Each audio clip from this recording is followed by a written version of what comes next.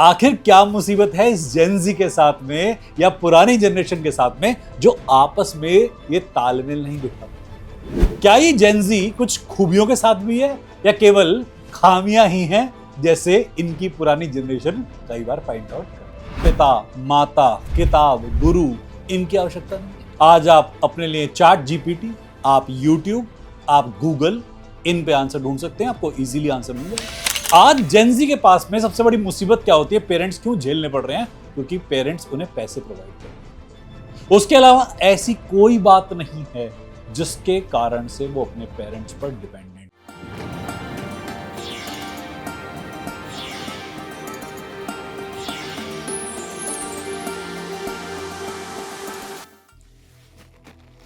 हर हर महादेव। स्वागत है आपका एक और वीडियो में। जेनजी, ये आजकल शब्द काफी गूंज रहा है मार्केट में, और पुरानी जनरेशन का इस जेनजी के साथ तालमेल ना बिठा पाना। आखिर क्या मुसीबत है इस जेनजी के साथ में या पुरानी जनरेशन के साथ में जो आपस में ये तालमेल नहीं बिठा पाते? क्या ये जेनजी कुछ खूबियों के साथ भी है या केवल खामियां ही हैं, जैसे इनकी पुरानी जनरेशन कई बार पॉइंट आउट कर देती है? जेनजी का मतलब यह है कि ऐसे बच्चे जो एक पर्टिकुलर समय काल में पैदा हुए। ऐसा कहते हैं कि 1997 से लेके 2021 तक को जेनजी काल कहा जाता है। अब इसकी कई सारी डेफिनेशंस हैं। जेनजी का बेसिक तात्पर्य यह है कि आजकल की अत्याधुनिक सोच, ऐसी सोच जो कि हर चीज को उपलब्ध पाती है। आजकल कोई भी इंफॉर्मेशन ऐसी नहीं है कि जिससे हम अपने टाइम में अछूते थे। हमारे समय के अंदर फोन टेक्नोलॉजी उतनी एडवांस नहीं थी जितनी आज है। आज हर चीज इजीली अवेलेबल है और हर चीज मैकेनाइज्ड है, मशीनीकरण हो चुका है। आपको कोई आंसर चाहिए तो आज पिता, माता, किताब, गुरु, इनकी आवश्यकता नहीं है। आज आप अपने लिए चैट जीपीटी, आप यूट्यूब, आप गूगल, इन पे आंसर ढूंढ सकते हैं, आपको इजीली आंसर मिल जाएगा। कितने ही सर्च इंजन है आजकल जिन पे आपकी कोई भी क्वेरी आराम से मिल जाएगी आपको। तो आजकल ये जो निर्भरता है, परस्पर निर्भरता, वो खत्म हो रही है। हमारा अपनी जनरेशन के साथ में, अपने माता पिता के साथ में व्यवहार जो था वो इसी आदान प्रदान के आधार पे होता था, क्योंकि उन्हें हमारी जरूरत थी और हमें उनकी। आज जेनजी के पास में सबसे बड़ी मुसीबत क्या होती है? पेरेंट्स क्यों झेलने पड़ रहे हैं? क्योंकि पेरेंट्स उन्हें पैसे प्रोवाइड कर रहे हैं। उसके अलावा ऐसी कोई बात नहीं है जिसके कारण से वो अपने पेरेंट्स पर डिपेंडेंट हो। टेक्नोलॉजी उन्हें काफी कुछ दे रही है, और जिस दिन ऐसा कोई समय आ गया कि ये बचपन से ही पैसे कमाना शुरू हो गए, तो आई थिंक पेरेंट्स पर डिपेंडेंसी बिल्कुल जीरो हो जाएगी। ये जो डिस्टेंस बढ़ रहा है ना, इसका बेसिक कारण क्या है कि हम लोग अपने पेरेंट्स के साथ कई चीजों में जुड़े हुए थे। उस वक्त हर चीज इतनी इजीली उपलब्ध नहीं थी। आज मां बाप को पैर दबवाने होते हैं तो अच्छे मसाज पार्लर में चले जाते हैं, बढ़िया से सलून में जाते हैं, पूरी मस्त मसाज लेके आते हैं। बच्चा रात को मां बाप के पैर दबा के सुलाए, ऐसी प्रथा नहीं है।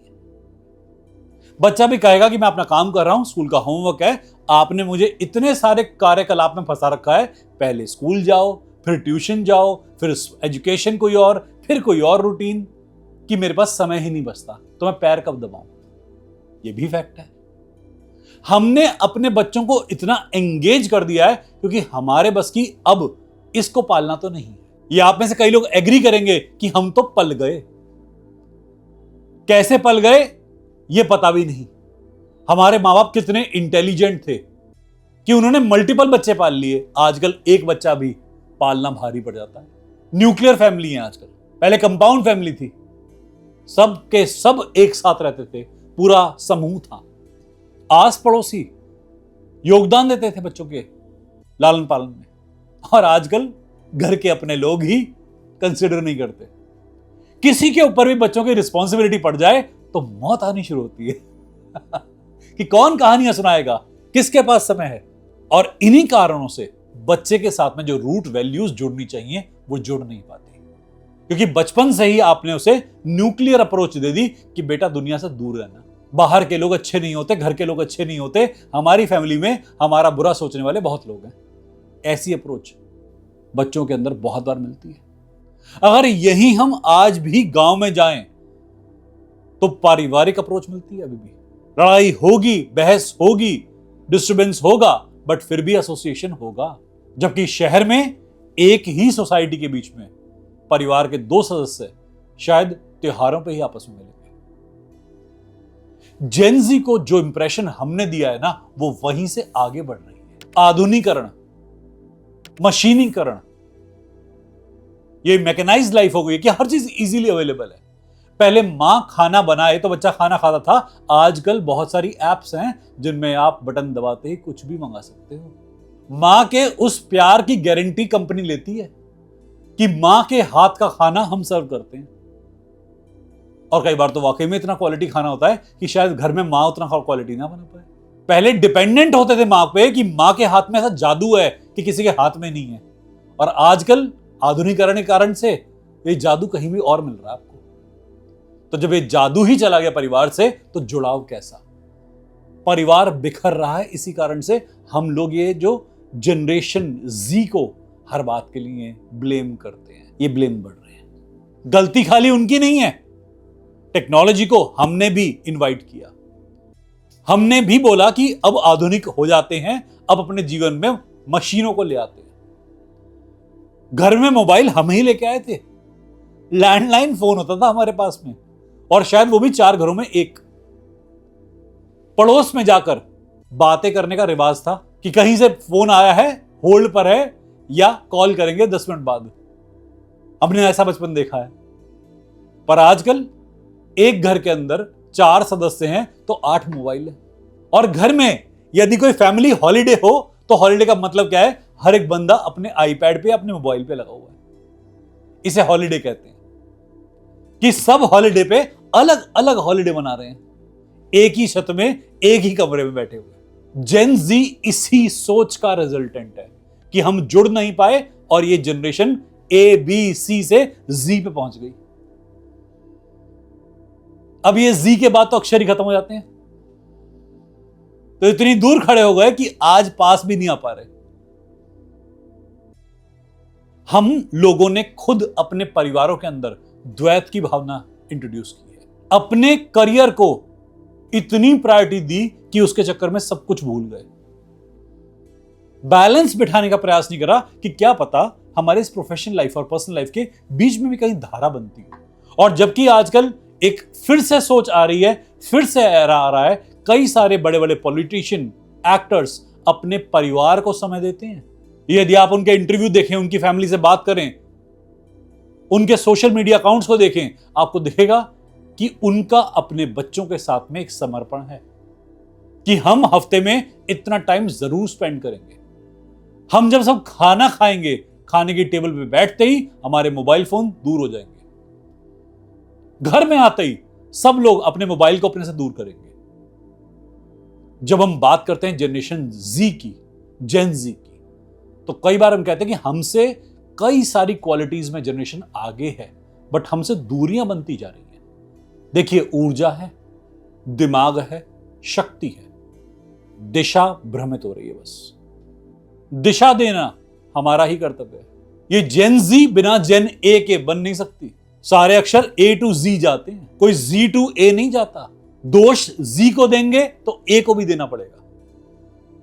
अगर हम प्रीवियस जनरेशन को पॉइंट आउट करना बंद कर दें और नेक्स्ट जनरेशन को बोलें कि तुम ही गलत हो, यह सही अप्रोच नहीं है। दोनों का योगदान होता है। आज की जनरेशन हम लोगों से सीखने समझने में कई गुना ज्यादा है, और जो लोग नवीन को, नए को डिस्कार्ड कर देते हैं, वो बहुत पुरातन होकर रह जाते हैं, ऑर्थोडॉक्स बन जाते हैं, और ऑर्थोडॉक्सनेस को कोई सपोर्ट नहीं करता, ये पुरातन अप्रोच को कोई सपोर्ट नहीं करता। जेन जी आपसे डिस्टेंस में कभी दूर नहीं होगी यदि आपके रूट वैल्यूज मजबूत हैं। कोई परिवार कभी नहीं बिखर सकता अगर उसकी रूट वैल्यूज बहुत अच्छी हैं। मां बाप बच्चों के सामने झगड़ा करते हैं, माँ बाप बच्चों के सामने लगातार बहस करते हैं और फिर कहते हैं कि बच्चा हमसे दूर हो रहा है। आप दृष्टिकोण कैसे दे रहे हैं बच्चे को दूर होने का? घर के अंदर 24 घंटे कलह का माहौल है या पैसे कमाने की होड़ है? जब आपने बच्चे के अंदर दौड़ ही दी है, पैसे कमाने की हो चाहे किसी प्रकार की हो, तो बच्चा दौड़ ही जाएगा ना। तो इसमें जेन ज़ी की पूरी गलती नहीं है। गलत कई बार टेक्नोलॉजिकल वे हैं, गलत वो एक्सपोजर है। छोटी उम्र के अंदर बहुत सारी इंफॉर्मेशन प्रोवाइड कर देना गलत है। पर आप मुझे सोच के बताएं, आज कितने पेरेंट्स ऐसे नहीं हैं जो बच्चे को नर्सरी राइम्स गाकर नहीं सुनाते बल्कि मोबाइल में चला देते हैं। बच्चा जब छोटा था आपने उसके हाथ में मोबाइल दिया अपना काम आसान करने के लिए, और आज जब बच्चा बड़ा हो गया है, वो अपने मोबाइल की जिंदगी में खो गया है, तो आप दोष देते हैं जेन ज़ी खराब है। यह सोच का फर्क है। मैं इस वीडियो के माध्यम से आप लोगों से प्रश्न पूछना चाहता हूं कि जब आप किसी जनरेशन को दोष देते हैं तो क्या उसकी रूट को दोष देना जरूरी नहीं है क्या? मैं मानता हूं केवल पिछली जनरेशन का ही दोष नहीं है, दोष दोनों का होता है। पर गलती की शुरुआत कब से हुई? ये बच्चे शुरू से बड़े तो नहीं रहे होंगे ना, कभी तो ये बच्चे रहे होंगे।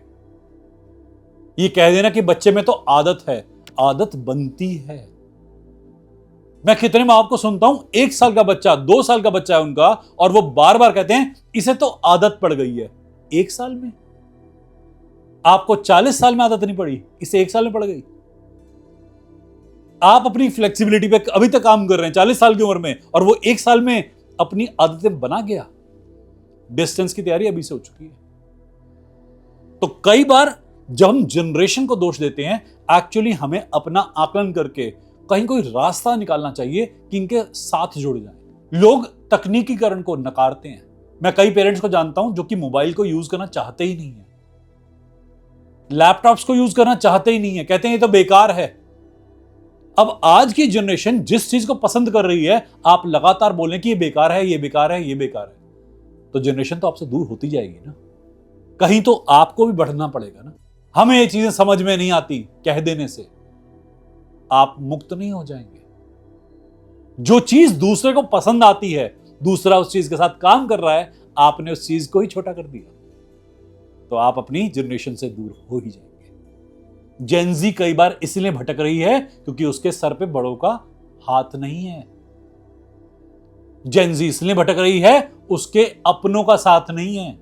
वो आपस में दोस्तियां करते घूम रहे हैं, वो एआई को माता पिता समझ रहे हैं। आर्टिफिशियल इंटेलिजेंस और रियल इंटेलिजेंस में भेद नहीं है उनके पास में। तो जो रिजल्टेंट आएगा वो राहु टाइप का रिजल्टेंट होगा, भ्रम होगा,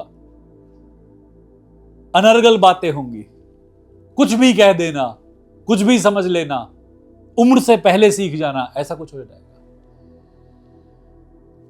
अपने बच्चों के साथ सही समय पे जुड़ना उनकी ग्रोथ में बहुत बड़ा काम करता है। जेन ज़ी कोई डिफरेंट नहीं है, ये आप ही की, हमारी ही नेक्स्ट जनरेशन है, और हमारा ही कर्म है इसे बैलेंस करना। ये बैलेंस बहुत अच्छे लेवल पे हो सकती है क्योंकि हमसे ज्यादा एनर्जी, हमसे ज्यादा पोटेंशियल लेके पैदा हुई है। बस डायरेक्शन देने का काम है, बाकी सब बढ़िया हो जाएगा। आशा करते हैं कि इस वीडियो से कुछ ना कुछ बात आप तक पहुंचेगी।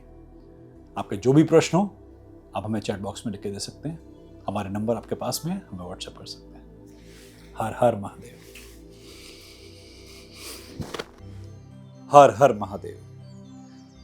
एस्ट्रोलॉजर्स पर लाखों रुपया खर्च करा, कुछ समाधान नहीं मिला।